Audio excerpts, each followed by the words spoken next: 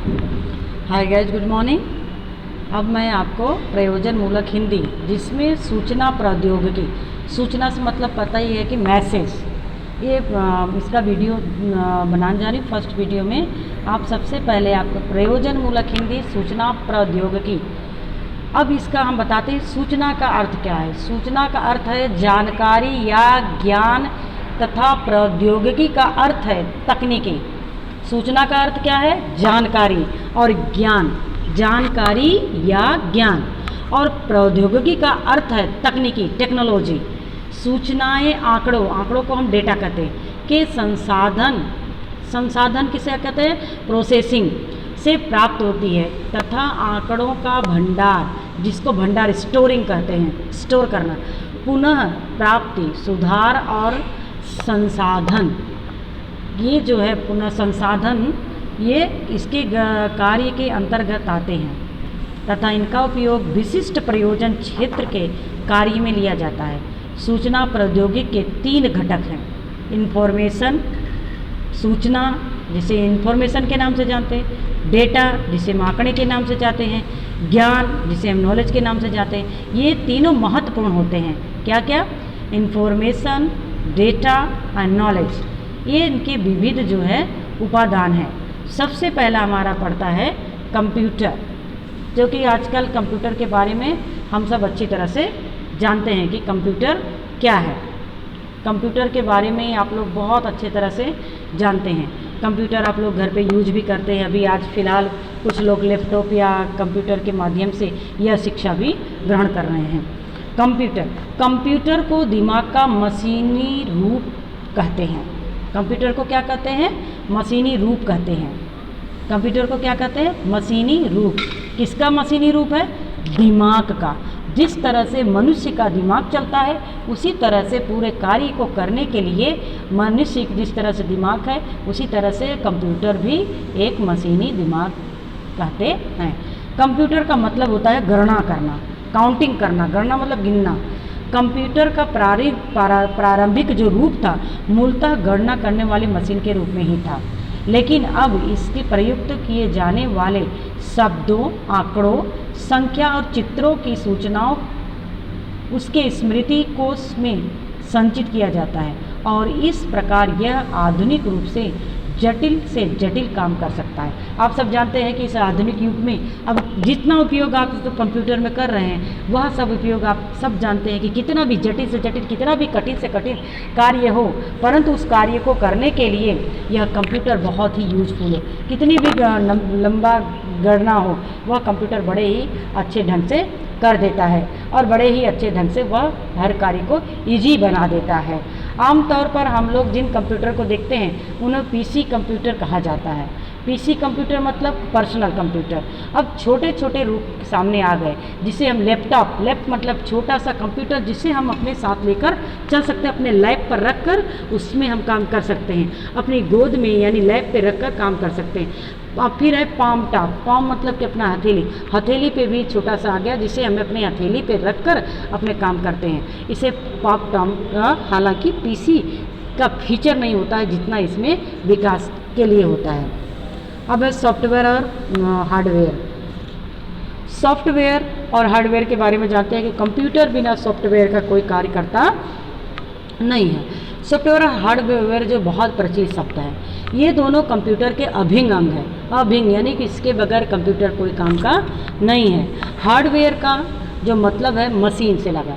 Software मतलब computer का एकदम अभिन्न अंग है, जो बिना सॉफ्टवेयर का कोई कार्य कर सकता नहीं है। और जो हार्डवेयर मतलब होता है मशीनी, जिसमें मॉनिटर, हार्डवेयर में क्या क्या आ सकता है? मॉनिटर, कुंजी पटल कीबोर्ड, केंद्रीय संसाधन एकक, माउस, मुद्रक शामिल होते हैं। सॉफ्टवेयर कई तरह के प्रोग्राम को सेट करके होता है, जो कंप्यूटर में काम करने के लिए योग्य बताते हैं।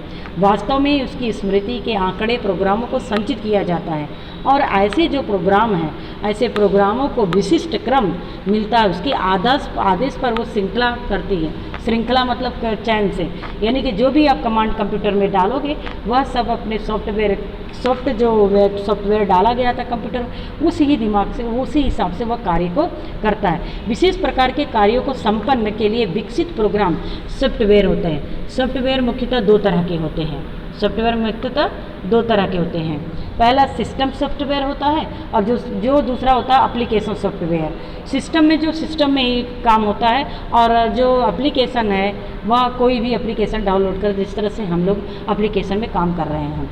सिस्टम सॉफ्टवेयर से संबंध है डॉस, विंडोज़, यूनिक्स आदि प्रणाली और पोर्टर, कोबॉल, बेसिक, पास्कल आदि प्रोग्राम तैयार किए जाते हैं। प्रयोग की प्रकृति के आधार पर पुस्तक प्रकाशन, शब्द संसाधन, आंकड़ा, ये सब संसाधन जो है महत्वपूर्ण कार्यों का करते ये एप्लीकेशन सॉफ्टवेयर में होता है।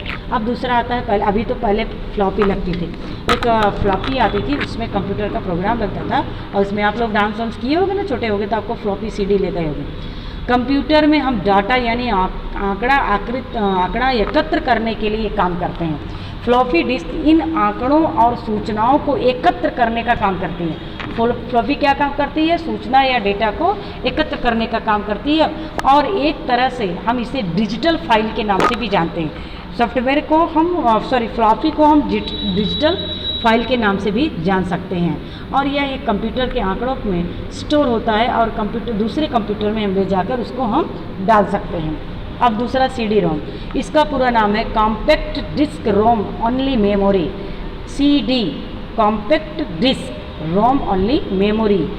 कॉम्पैक्ट डिस्क नाम से ही स्पष्ट होता है इसमें जो काफ़ी अधिक सूचना एकत्र की जाती है और इस छोटी से डिस्क में जो नाम रीड ओनली मेमोरी में जुड़ा होता है, इसका मतलब यह होता है कि एकत्र सूचना को कंप्यूटर पर सिर्फ पढ़ा जा सकता है।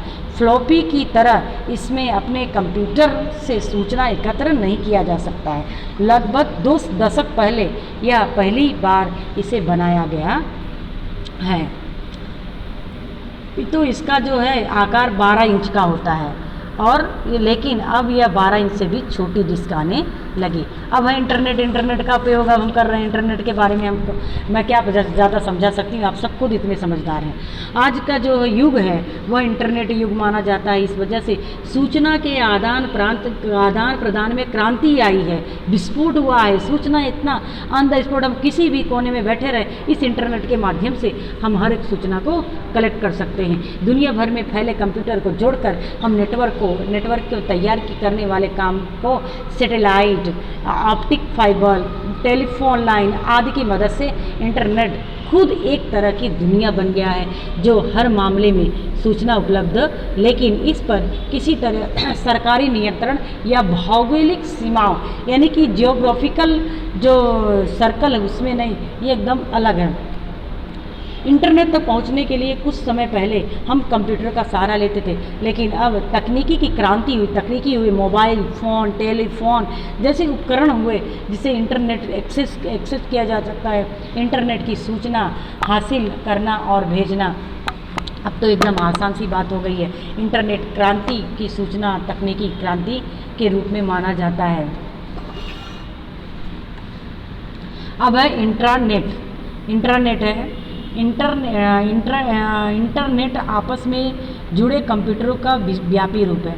इंटरनेट जो है वह कंप्यूटर का जो दूसरा रूप है उसका व्यापी रूप है। इंटरनेट का इतना छोटा रूप है कि सरकार, कंपनियों में विविध ऑफिस में यानी कि अपनी जो ऑफिस होती हैं जो उसमें एक कंप्यूटर में पूरा चारों तरफ कंप्यूटर काम करता है, उसका कंट्रोल एक जगह होता है। जैसे माधव में ही अपने स्कूल में ही है, यहाँ पर ऑफिस में कंप्यूटर है, पूरे कंप्यूटर को कंट्रोल करता है। इंटरनेट की कोई भी एक्सेस कर सकता है। इंटरनेट की खास संस्था ज़रूरत पूरे करने के लिए होता है। जैसे कंपनी है, अभी हर एक कार्य को करना है, उस कार्य को पूरा करने के लिए पूरा अलग अलग विभाग में वह कंप्यूटर से काम लेता है और उसको जो है वह कर देता है। फिर है WWW, इसका मतलब होता है वर्ल्ड वाइड यानी दुनिया भर में फैला जाल। इंटरनेट पर यह हमें अपनी पसंद की साइट तक पहुंचाता है। जो WWW है हमारी जो साइट होती है उस पर पहुंचाने का काम करता है। और इस समय इंटरनेट पर हजारों वेब सर्वर है। वेब पर सूचनाएं मल्टीमीडिया रूप में होती है। ने यानी कि इसमें चीज़ें पड़ी रहती हैं जब सजीव चित्र के साथ हम अपना काम कर। आज ये इंटरनेट का मामला है, आज इंटरनेट ही है कि जो मैं आपको लाइव पढ़ाने जैसा दिखाई दे रहे, मेरी आवाज़ भी आप लोग सुन सकते हैं। अब वर्ल्ड वाइड वेब इंटरनेट के सामान्यतः हम एक ही मान लेते हैं, लेकिन इंटरनेट की तरह वर्ल्ड वाइड वेब का मिला जुला एक अधिकतम रूप है। अब हम ईमेल, जैसे कि हम सब जानते हैं कि ईमेल किस काम आता है, पत्र भेजने का इलेक्ट्रॉनिक तरीका है। ईमेल जो है पत्र भेजने का इलेक्ट्रॉनिक नतीजा है कि वह इलेक्ट्रॉनिक से किस तरह से भेजता है। आपका संदेशा पलक झपकते ही दुनिया में कहीं भी आप ये संदेशा भेज सकते हो।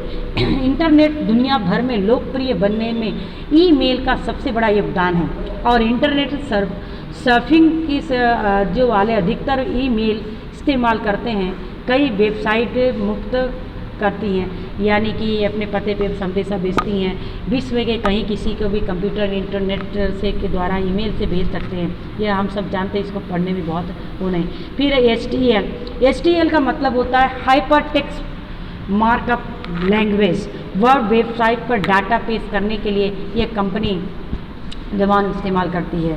HTTPC का अर्थ होता है hyper text transport protocol. World wide web document मंगाने या भेजने के लिए सिस्टम जो इस्तेमाल किया जाता है उसे हम साइट पर 222 से पहले लिखा गया है। अब है ऑप्टिकल सिस्टम। यह दरअसल असल एक ऐसा प्लेटफॉर्म है जो आपके कंप्यूटर में विविध सॉफ्टवेयर और प्रोग्राम चलाने का काम करता है। अब ब्राउज़र है। अब ब्राउज़र के बारे में हम विस्तार से आगे वाली वीडियो में पढ़ेंगे। आप सभी तो सब जानते हैं, बस पढ़ाने का एक मकसद तक पढ़ना है, बाकी ये सब के बारे में आपको अच्छी तरह से मालूम है, अच्छी तरह से समझते हैं, पढ़ते हैं। चलो यहाँ पर वीडियो क्लिप पूरी हुई, आप ध्यान से सुनना, क्वेश्चन आंसर अच्छे से लिखना। धन्यवाद, प्रणाम।